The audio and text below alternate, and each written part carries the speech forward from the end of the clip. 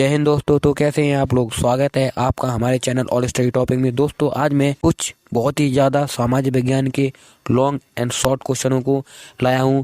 जिन लोगों ने इन क्वेश्चनों को तैयार कर लिया उसके बोर्ड में सामाजिक विज्ञान में 90% मार्क कन्फर्म हो जाएंगे। क्योंकि मैं इस वीडियो में आपको जो लास्ट वाला क्वेश्चन है वो बहुत ज़्यादा महत्वपूर्ण है। कृपया उस वीडियो को पूरा देखना। इस वीडियो जब पूरा देखोगे तभी आपके नंबर कंफर्म होंगे। तो वीडियो के स्टार्ट से लेके एंड से देखा करिए, तभी आपको वीडियो समझ में आएगी। ठीक है, मैं बहुत ही ज़्यादा इंपॉर्टेंट क्वेश्चन आया हूँ जिसकी मदद से आपके बोर्ड एग्जाम में 90% मार्क कन्फर्म पक्के होंगे। तो पहला प्रश्न है, जर्मनी का एकीकरण कब और किसने किया। ये 4 नंबर हमेशा पूछा जाता है। जर्मनी का एकीकरण 3 अक्टूबर 1990 क्या है 1990 को पूर्वी जर्मनी का पश्चिमी जर्मनी में एकीकरण हो गया, यानी इकट्ठा हो गया।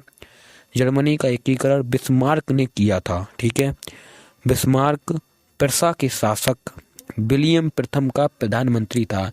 जो विलियम प्रथम का प्रधानमंत्री था। जर्मनी का सबसे शक्तिशाली जो राज्य था वो प्रुशिया था। जर्मनी का सबसे शक्तिशाली राज्य प्रुशिया था।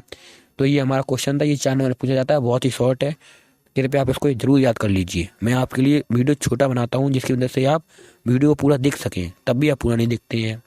दूसरा क्वेश्चन है, इटली का एकीकरण कब और कैसे हुआ। ये भी 4 नंबर में पूछा जाता है। इटली के एकीकरण की शुरुआत लोम्बार्डी और सार्डिनिया के राज्यों में मिलने से हुई। जो राज्य हैं उनके मिलने से हुई।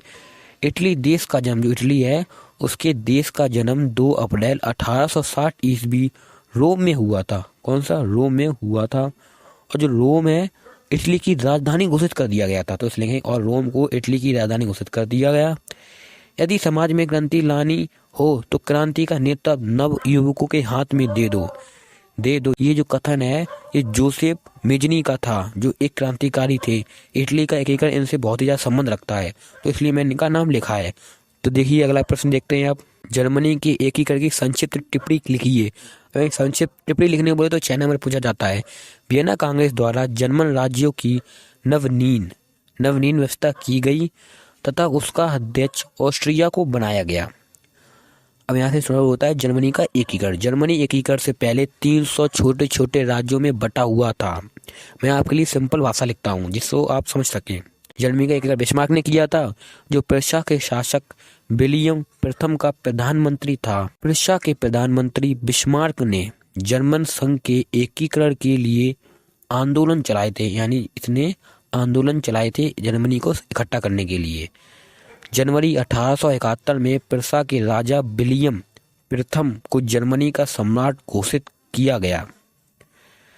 ठीक है, इस तरह बिस्मार्क ने, इसको थोड़ा ऊपर कर लेता हूं मैं, जर्मनी का एकीकरण पूर्ण किया। मैं हमेशा आपके लिए छोटे नोट्स बनाता हूं जिससे कि आप तैयार कर सके आसानी से। ठीक है, तो आप वीडियो को पूरा बहुत देखिए। लास्ट में क्वेश्चन धूम मचा देगा, धूम मचा के पूछा गया ये वाला क्वेश्चन। गांधी जी के द्वारा सर्वप्रथम चलाए गए आंदोलन पर विस्तार पूर्वक विवेचना कीजिए। ये क्वेश्चन 8 नंबर में पूछा जाता है। 2023 के बोर्ड वालों ये पूछा ही जाएगा।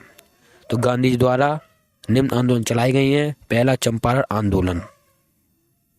यह महात्मा गांधी जी का सबसे पहला आंदोलन था। सबसे पहला आंदोलन चंपारण आंदोलन।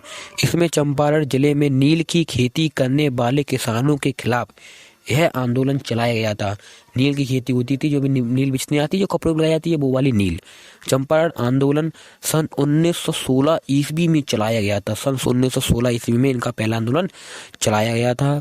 ब्रिटिश सरकार उन पर, यानी उन पर कौन? भारत के लोग हैं, उन पर काम किया जाते, उन पर बहुत ज्यादा जुल्म करती थी तथा भारत के लोग पर जबरदस्ती नील की खेती करवाया करती थी, वो भी फ्री में। ठीक है, तथा इसको थोड़ा सेट कर लेंगे आराम से, बढ़िया लगे। देखते हैं। तथा उन पर कर भी वसूलती थी। अब इतना कर काम भी कराते थे और कर भी लेते थे। इतना अंग्रेज जुल्म किया करते थे भारतीयों पर। तो इन सब घटनाओं को देखकर गांधी जी ने अंग्रेजों के खिलाफ आवाज उठाई। उन्होंने कहा ऐसा तुम नहीं करोगे, तथा महात्मा गांधी जी का पहला सत्याग्रह सफल हुआ। इनको आवाज उठाई। ऐसा इतना ही लिखना, ज्यादा लंबा मत कर देना, नहीं तो बोले नंबर कट जाएंगे। ठीक है, तथा महात्मा गांधी जी का पहला सत्याग्रह सफल हुआ। अब देखते हैं दूसरा है वो भी इम्पोर्टेंट है। दूसरा है खेड़ा सत्याग्रह या खेड़ा आंदोलन। खेड़ा आंदोलन यह गांधी जी का दूसरा आंदोलन था। इसे महात्मा गांधी ने 1917 ईस्वी, क्या होगा, 1917 ईस्वी को चलाया था।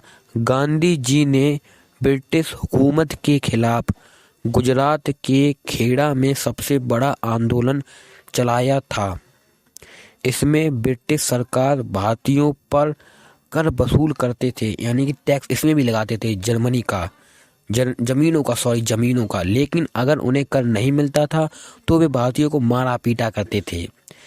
इन सब घटनाओं को देखकर गांधी जी ने इन लोगों के खिलाफ भी आवाज उठाई। सरल शब्दों में ऐसे लिखेंगे, अंग्रेजों ने गांधी जी के बारे में पहले से ही सुन रखा था। जो उन्होंने पहला आंदोलन किया था उनके बारे में सुन रखा था, इसलिए वो डर गए थे। इस तरह गांधी जी का दूसरा आंदोलन भी सफल हुआ। ठीक है, तीसरा देखते हैं। तीसरा भी मोस्ट इम्पोर्टेंट है, अहमदाबाद आंदोलन। ठीक, अहमदाबाद आंदोलन कपड़ा मिल मालिकों के यहाँ कार्य करने वाले श्रमिक थे। ये वस्त्र उद्योग के नाम से जाना जाता है। जब इन्होंने अपने वेतन में वृद्धि करने के लिए अंग्रेजों से कहा तो इन्होंने मना कर दिया। मैं नहीं कर दूंगा, ठीक है, मैं वृद्धि नहीं करूंगा। इन श्रमिकों ने गांधी जी का सहारा लिया और गांधी जी ने इन सबके खिलाफ आंदोलन चलाया तथा आंदोलन 1918 में यह चलाया गया था। इसको आपको डेट भी लिखनी है। और यह आंदोलन भी गांधी जी का सफल रहा। तो इस तरह से गांधी जी के तीनों आंदोलन सफल रहे थे। आपको बोर्ड परीक्षा में ऐसे ही लिखना है जिसकी मदद से आपको पूरे नंबर समाज विज्ञान में मिल सके। अगर आपने इन सभी को ऐसे लिख दिया तो आपको डरने की कोई ज़रूरत नहीं है। बोर्ड में ऐसे ही आएगा, ऐसे ही क्वेश्चनों को आंसर ऐसे ही लिखना है। ठीक है, मेरे बताए ये नियम के अनुसार चलोगे तो आपके 90% मार्क कन्फर्म हो गए। मैं ऐसे ही आपके लिए वीडियो बनाता रहूँगा। बस आप हमारे चैनल को लाइक और सब्सक्राइब जरूर कीजिए। तब तक के लिए बाय।